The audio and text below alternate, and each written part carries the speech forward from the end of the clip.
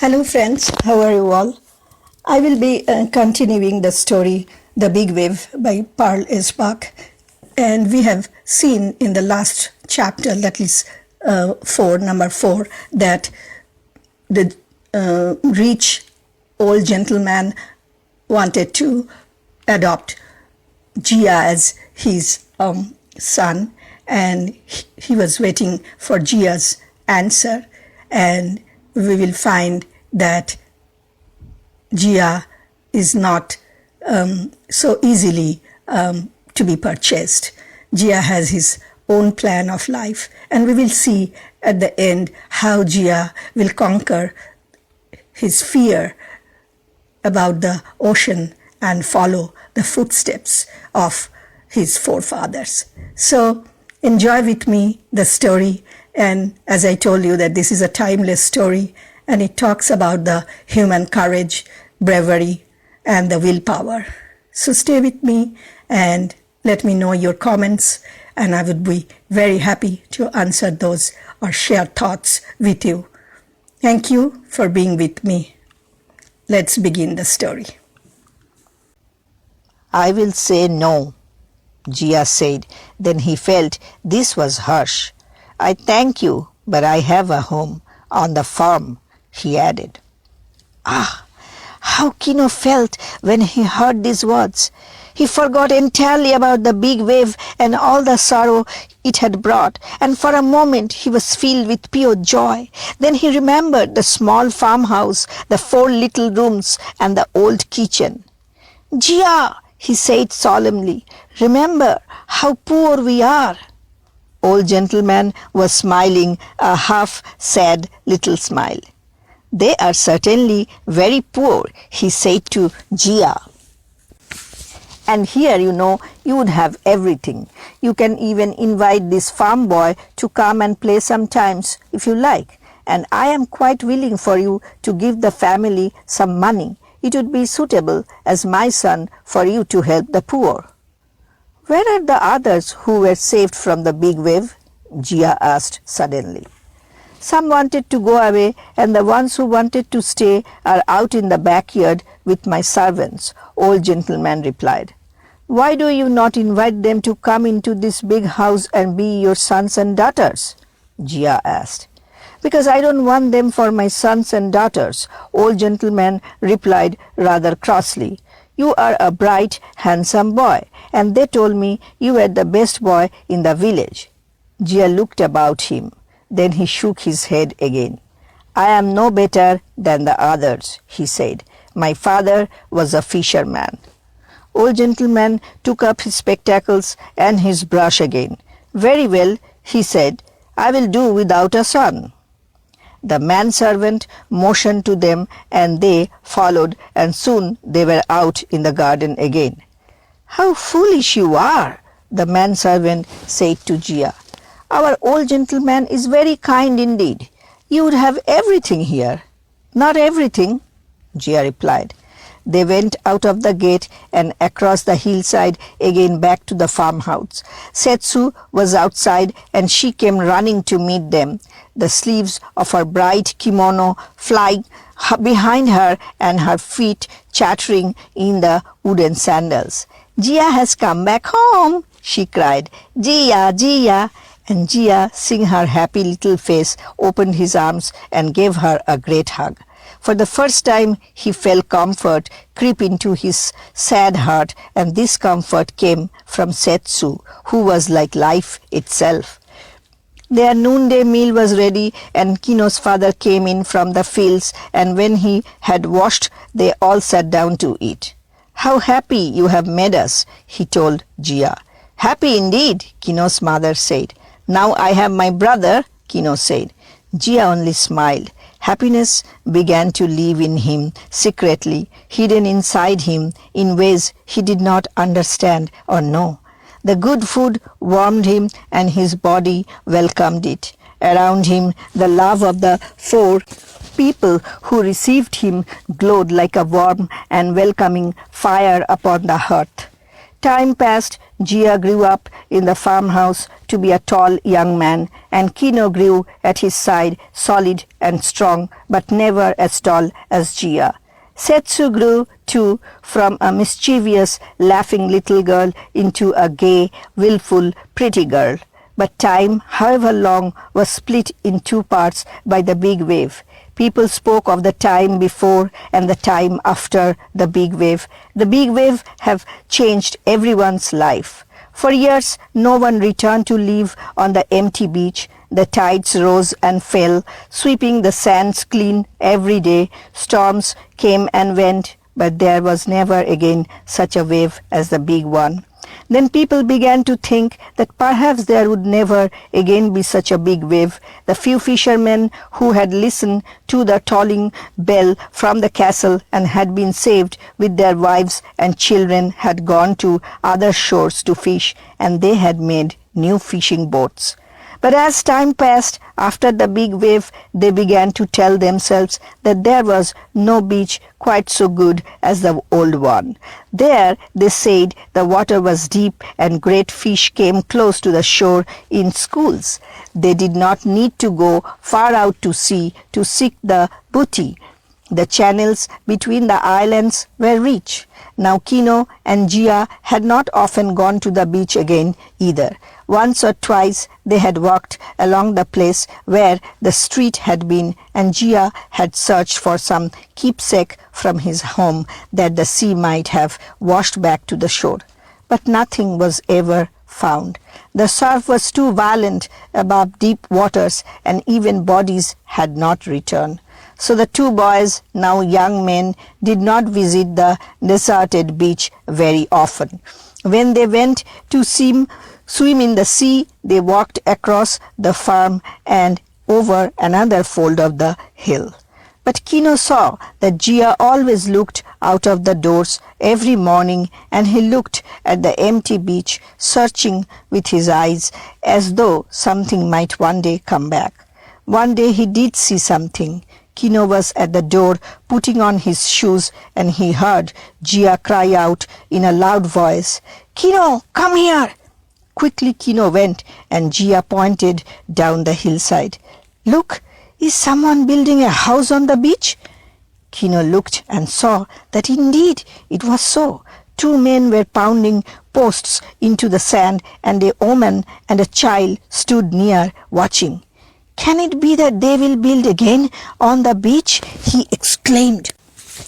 But they could not rest with watching. They ran down the hill to the beach and went to the two men. "Are you building a house?" Jiya cried. The men paused, and the elder one nodded. "Our father used to live here, and we with him. During these years we have lived in the outhouse of the castle, and we have fished from other shores. Now we are tired of having no homes of our own. Besides, this is still the best of all beaches for fishing." "But what if the big wave comes back?" Kino asked. The men shrugged their shoulders. "There was a big wave in our great-grandfather's time.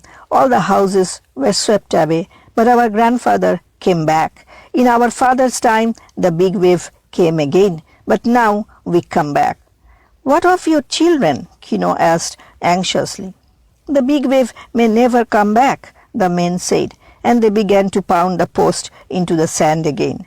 All this time Jiya had not said another word. He stood watching the work, his face musing and strange. The big wave and the sorrow it had brought had changed him forever.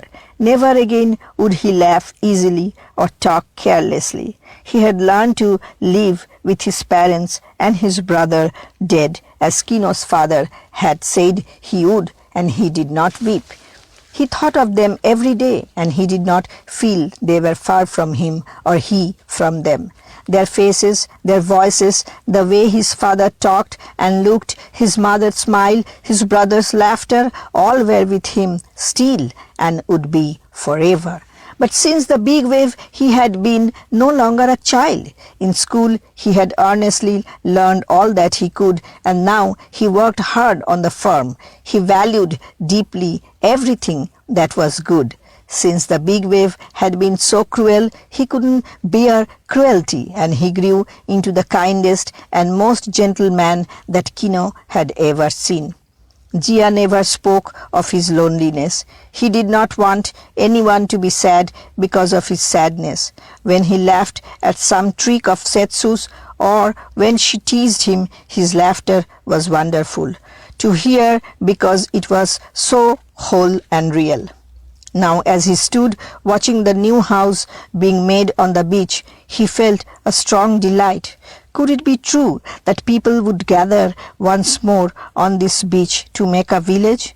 Was it right that it be so? At this moment there was a commotion on the hillside. They looked up and saw it was old gentleman coming slowly down the rocky path. He was old indeed now, and he walked with difficulty. 2 manservants supported him. The elder builder threw down his stone mallet. "Here comes our old gentleman," he told the others. "He is very angry, or he would not have left the castle." Anyone could see the old gentleman was angry. He grasped his long staff, and when he came near them, he pulled his beard and moved his eyebrows. His body was as thin as a bamboo, and with the wind blowing his white hair and long white beard, he looked like an ancient god out of the temple. "You foolish children," he cried in his high old voice, "you have left the safety of my walls and come back to this dangerous shore to make your home as your fathers did before you. The big wave will come back and sweep you into the ocean again."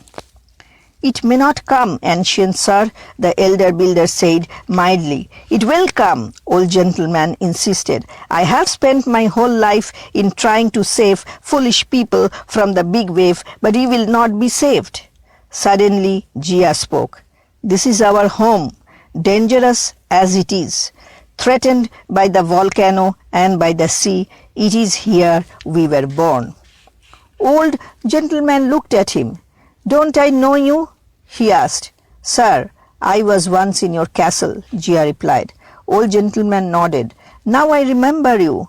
I wanted you for my son. Ah, you made a great mistake, young man. You could have lived in my castle safety forever, and your children would have been safe there too. The big wave never reaches me." Jiya shook his head. "Your castle is not safe either," he told old gentleman. "If the earth shakes hard enough, your castle will crumble too. There is no refuge for us who live on these islands. We are brave because we must be." "Ha!" the builder said. "You are right," and they went back to pounding the foundation posts. Old gentleman rolled his eyes a few times. "Don't ask me to save you next time the big wave comes," he told everybody. "But you will save us," Jiya said gently, "because you are so good." Old gentleman shook his head at this and then smiled. "What a pity you would not be my son," he said, and then he went back to the castle and shut the gate. "Because that is where I shall build my home," he said firmly, "and I want Setsu to be my wife." As for Kino and Jiya, they returned to the farmhouse, but the whole family could see that Jiya was restless from that day on. They had supposed that he would be a farmer, for he had learned everything about the land, and Kino's father trusted him with much.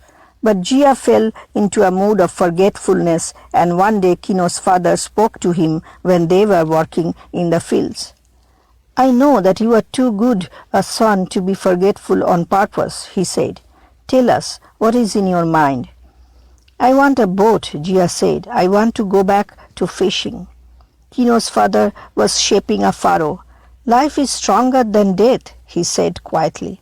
From that day on, the family he knew that the somebody Jiya would go back to the sea, and that he would build himself a house on the beach. One after another, now 7 houses had risen, the frail wooden houses of fisher folk that the big wave could lift like toys and crush and throw away.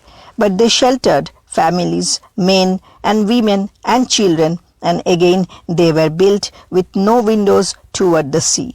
Each family had built on the bit of land that had belonged to it before the big wave came, and at the end was left a bare piece. It belonged to Jiya now, for it had belonged once to his father. "When I have a boat, then I shall build my own house there," Jiya said one night to the farm family. "I shall pay you wages from this day," Kino's father said. "You have become a man." From that day, Jiya saved his wages until he had enough to buy a boat. It was a fine boat, slender and strong, of seasoned wood, and the sails were new.